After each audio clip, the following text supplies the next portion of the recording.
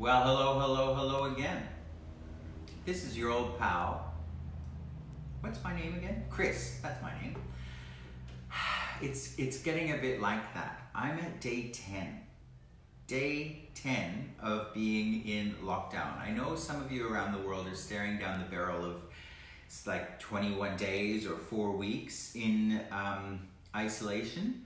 I myself have come back from overseas and have been put into mandatory isolation for 14 days. So it is my greatest wish and hope that once this period is done, they won't lock down the whole country and I'll be forced into more. But for now, day 10.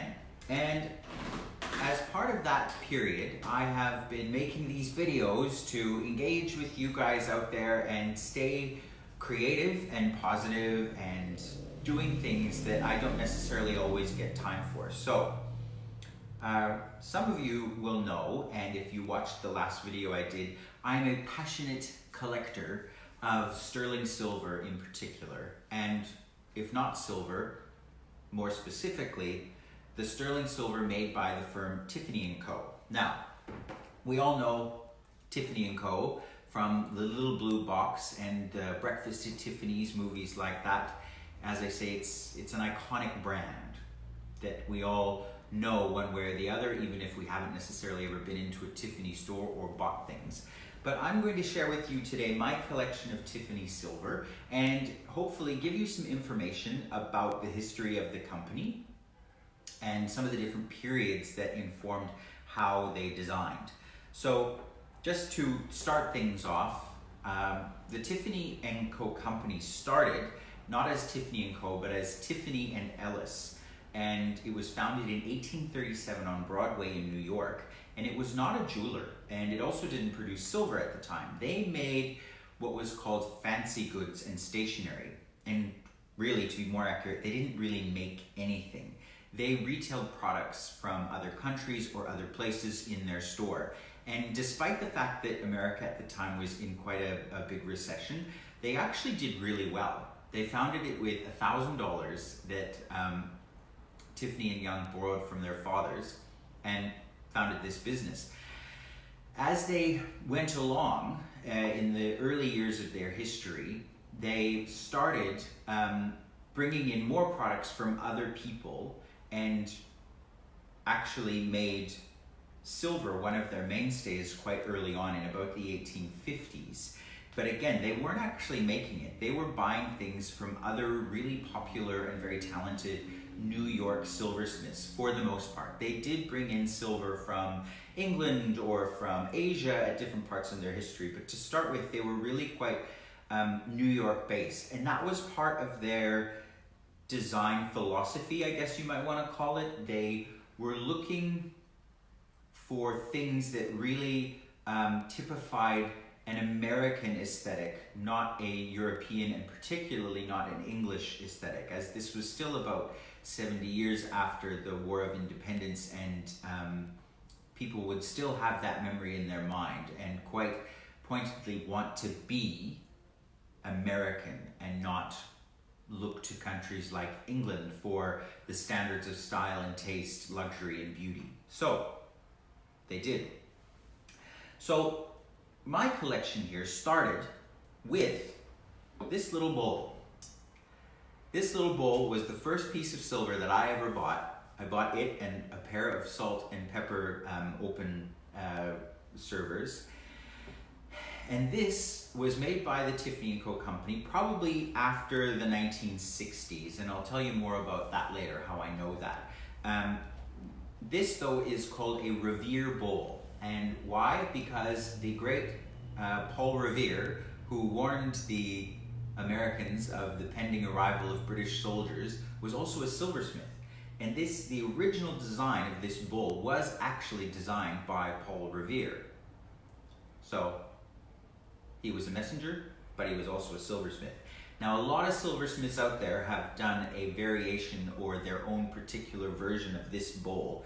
But this one happens to be by Tiffany, and it was my first piece of silver, so it actually holds kind of a special place in my heart. And I use all my silver. This I've used for candies, I've used for berries, I've used for all sorts of things. Little nuts, for example. Useful thing. I love this little bowl. So from here, I want to not show you the order in which I've collected things, because this collection is really 10 years of me collecting. And it's this exercise of bringing it all out and showing you has actually been really cool for me, because I didn't realize quite how extensive my collection had become. So I'm going to put that one aside and take you to another piece that's quite early in the Tiffany history. One of their first recorded pieces of silver, actually. Now, this piece, this beautiful bowl, it's got a Greek key border with beading, and then it's got these ram's head handles. Quite a lovely thing. It's engraved on two sides. This side, it just has initials and says May 7th, 1857. And then on the other side it says, "To Alfred Stengel in recognition of his years of devotion and interest in our family," in 1934. But on the base, I've got a little note there telling me about this piece. We have a marking, says Tiffany Co, 550 Broadway Avenue. Then it has a letter and some numbers. The letter indicates who was the creative director and president of the Tiffany Co company at the time. But it also helps you to understand when this thing was made. See, the English have a system of dating silver that tells you who made it, where it was made, and what year it was made. Sorry, those are the same things. What city, what year, and who. In the case of Tiffany, obviously we know it's Tiffany, but you can go and look up these numbers through some of the different websites and find out when this design was introduced and the order number of this pattern. So this design is number 578, and that indicates that this was actually designed by John C. Moore, and it was made probably in 1854. Now, bear in mind that they only introduced this system of dating their silver in 1851, and the company was founded in 1837. We can guess this is probably quite an early piece of Tiffany Co Silver. It was also around that time that they introduced the Tiffany Blue Book, and they actually went into business with this guy, John C. Moore, who I mentioned. And John C. Moore he produced a lot of the silver for Tiffany exclusively. They started off doing that, and then eventually John C. Moore and his son, and then also some other members of the family, were actually, their whole firm eventually became absorbed by the Tiffany Co brand, and they produced all of the silver for Tiffany Co exclusively. And that's when Tiffany Co became not only a retailer of silver, but also a manufacturer of it. So again, I love this piece. I think it is so elegant and beautiful. I am a little bit partial to Greek key, as I don't know if you can see that detail from there, but it's quite large on the base and a little finer at the top. But this, filled with lemons or what have you, is an absolutely stunning thing. And again, quite an early example of Tiffany silver. Now, the next piece I want to show you is also a very early example and quite an interesting piece. Isn't that a stunning, splendid object? Now, the technique used principally to make most of this is what you would call repoussé. All of this patterning here with the ivy leaves and the birds, it's been pressed out from behind, hence the term repoussé. But I found this in the most unlikely place, in Genoa, Italy. It was a sale of some really interesting and rare pieces of silver, and this caught my eye. I thought, for an important piece of American silver, odd to find in Italy. But even odder is on the front here, there's an engraving that says Camp 020, Commandant's Cup, Lieutenant Colonel R.W.G. Stevens. And I thought, that's quite specific. Usually when you find engraved silver, it doesn't necessarily add to its value.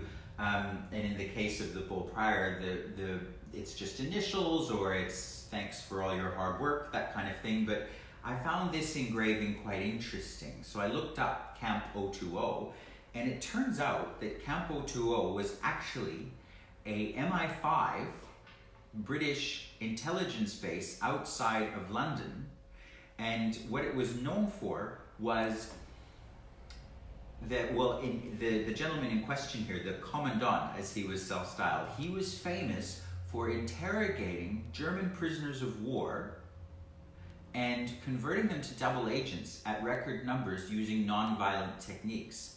There's an amazing article about this guy and this camp in the Smithsonian magazine. But what's really interesting about it as well, Andrew's going to show it to you a bit closer so you can have a better look, is the cup itself, if you want to call it a cup, was also made by John C. Moore, the same maker of the last piece, but in about 1860. So by the time this was used as the commandant's cup in the war, it was actually about 80 years old. And as you can imagine, with the war effort, there was probably quite a bit of reusing of pieces like this, because they simply didn't have the funds to purchase or produce new pieces. Which brings me to my next item. This is a relatively recent acquisition, but this, I just think, is such a stunning bowl. This is what they've called, or what I've seen other dealers and specialists call, a tomato bowl. So for those of you out there who don't have a bowl specifically for your tomatoes, you're missing out. Okay? Not necessarily, but anyway. This one was made by director John C. Moore II, who was one of the sons of the original Moore. And this was made in about 1940 to 1941. So at the time they were using that bowl for the Commandant's Cup in London, a few years prior, this was made in in New York. And it has a very rare mark on the bottom. It has a little tiny star. I don't know if you can see that detail, but there's a little star under that M. That M is the initial for the director, as I say, and that little star indicates, it's a very rare mark, it indicates that this piece was made during wartime. And not only was it made during wartime, some have suggested that the star also indicates that it was made using a load of American silver that had been discovered. I haven't been able to find much research to corroborate that, but interesting nonetheless. So, there is that. Now there's another, probably the creme de la creme of our collection here at home, that I am particularly proud to own, is this piece here.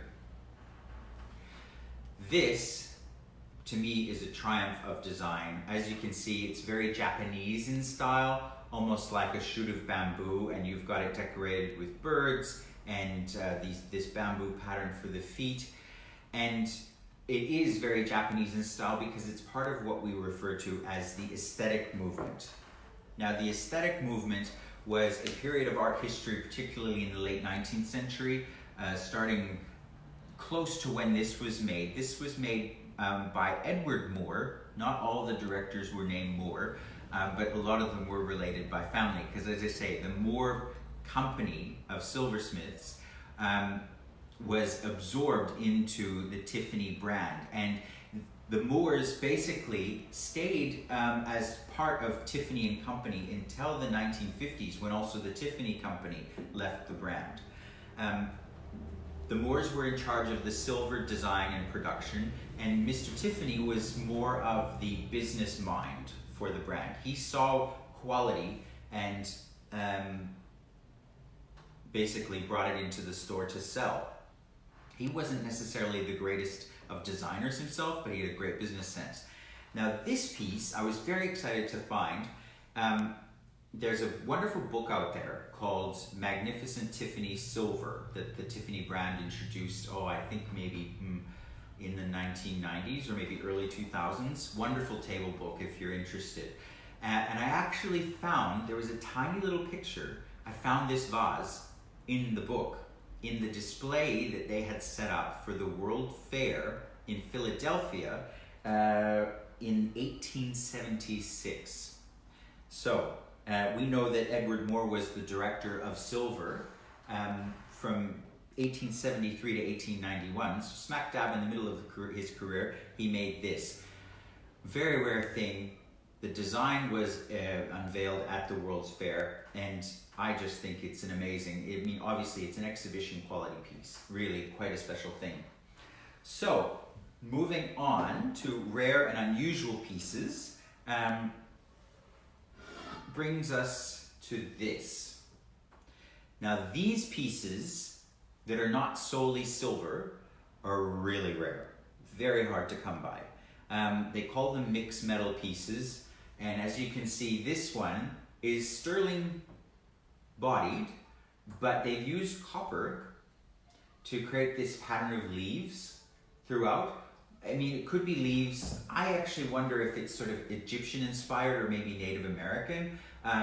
I've purposely left the copper on it tarnished as best I can, because I think it's quite a beautiful color. But that one was made under the directorship of John C. Moore. See, all these Moores get a little bit confusing. He was around from 1907 to 1947. And the design number on this indicates this could have been made. In fact, the design was introduced the first year of his career in 1907.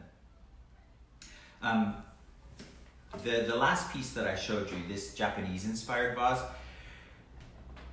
he was probably one of their very best silversmiths, and it was when he was the director of the company that they actually won a gold medal at the Paris Exposition for excellence in silver, and they were the very first American firm ever to be recognized for their silver work in particular. So that is another tidbit of useful information. Just some more of the trivia that rolls around in my head.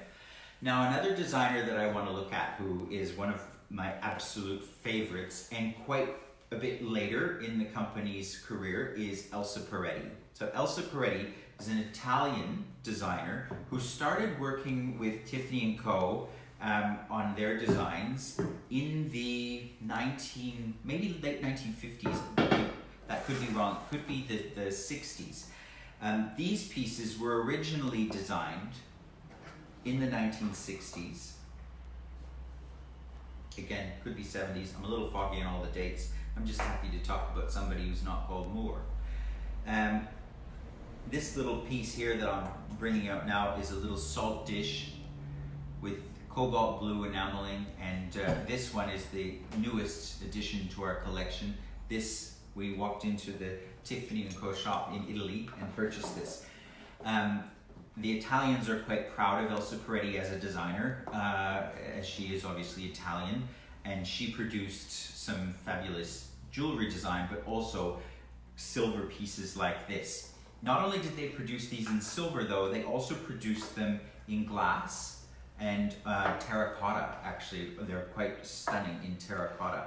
As you can see, there are all these sort of ergonomic, organic forms sort of meant to hug the hand as you hold them. This one I think was called the teardrop pitcher.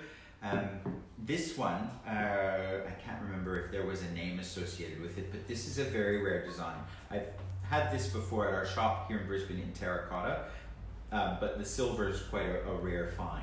I have sparks and envy in a couple of my friends with this one, but it's heavy as a tank, but just beautiful. And again, all of these things we actually use. And having the complimentary salt and pepper shakers and little condiment bowl, you could use that for horseradish mustard.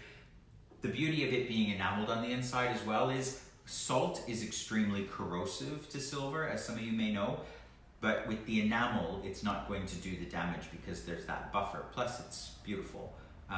So that's a great benefit to that. Probably, there's two more things. Well, actually, there's more than two. Are you getting sick of Tiffany Silver yet?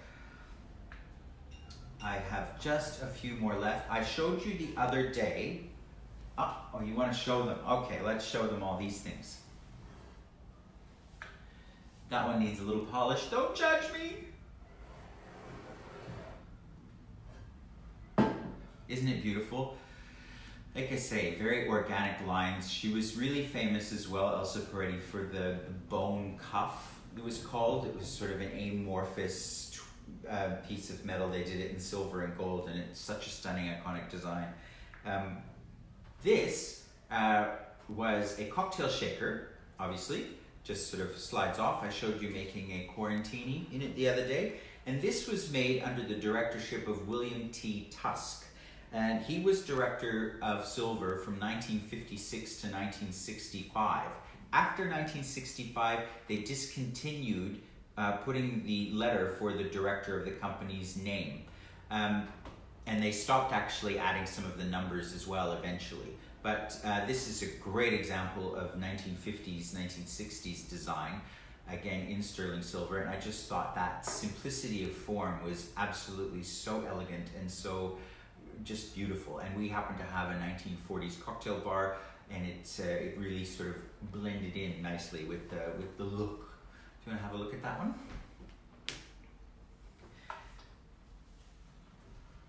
Another great design, one of my absolute favorites. I love the Art Deco period and everything that came out of that era. And one of the things that they introduced to the Tiffany company that really made a mark was flatware.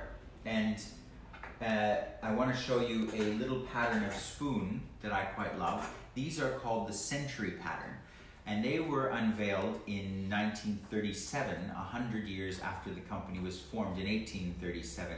It's reminiscent of a lot of different deco patterns. There's a pattern by the French silversmith Émile Puyfourcade that looks very similar called Cans, but I just think this is such a gorgeous thing. I don't have a set of it, but I have these coffee spoons and I just love them. Another iconic Tiffany flatware pattern from the 1960s is called the bamboo pattern.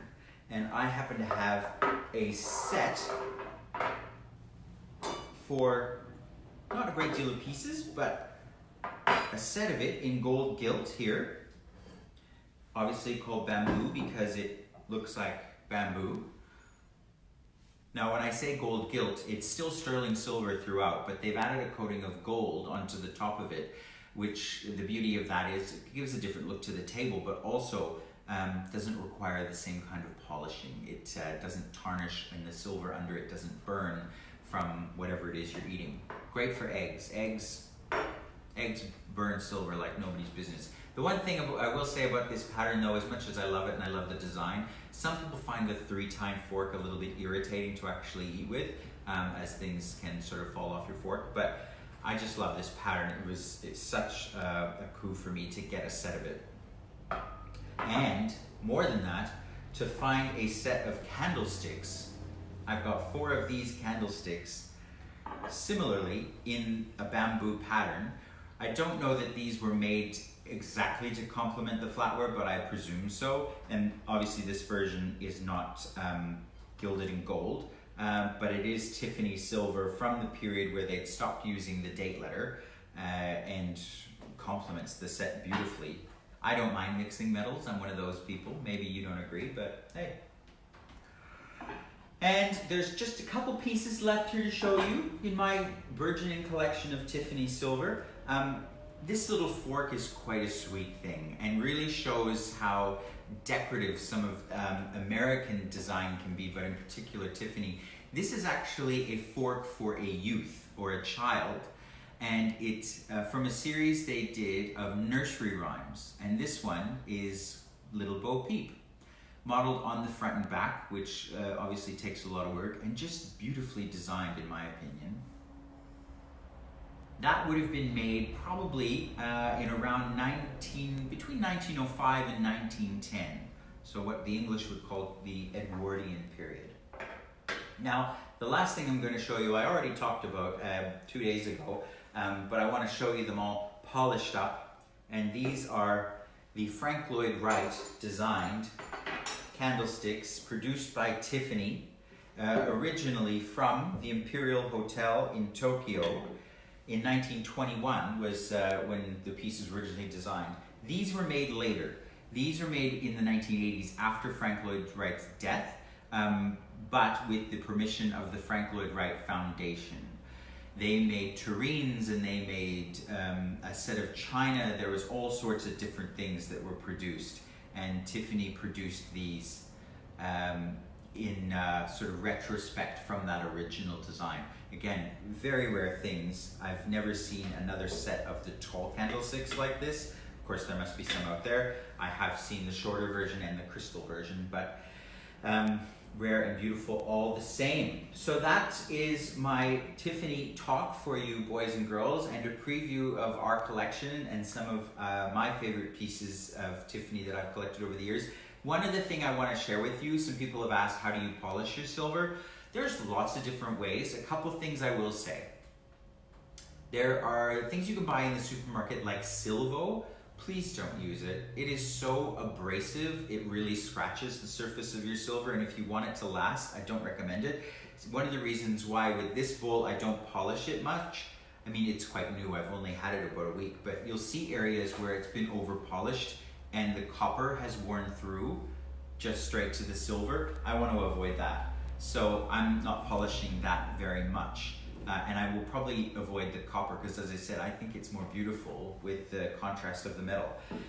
This polish I quite like. This is by Goddard's. It's an English product, and I'll show you inside. It's just got a sponge, and then there's a red paste under that piece of cardboard. You just get some of the paste on and get it a little wet and rub it on, and it foams, and you can very gently rub pieces. And it also, because of the foam and the sponge, helps get into some of the nooks and crannies. I find this quite a useful product. We sell it at our store for, I think, 20 Australian dollars a jar. I've tried things like they say, put some aluminium foil in the sink with some bicarbonate of soda and hot water. I don't find it works. Doesn't work well enough for my taste. But you can find what works for you. I find this product good. There's lots of different ones online, and I've noticed that many different people who collect silver all have a bit of a preference, but that's the one that works for me. So, thank you very much, ladies and gents. I really appreciate those who stuck it out for the duration, and join us tomorrow and the next day for more Lives from Lockdown, Tales of Quarantine. Love you lots.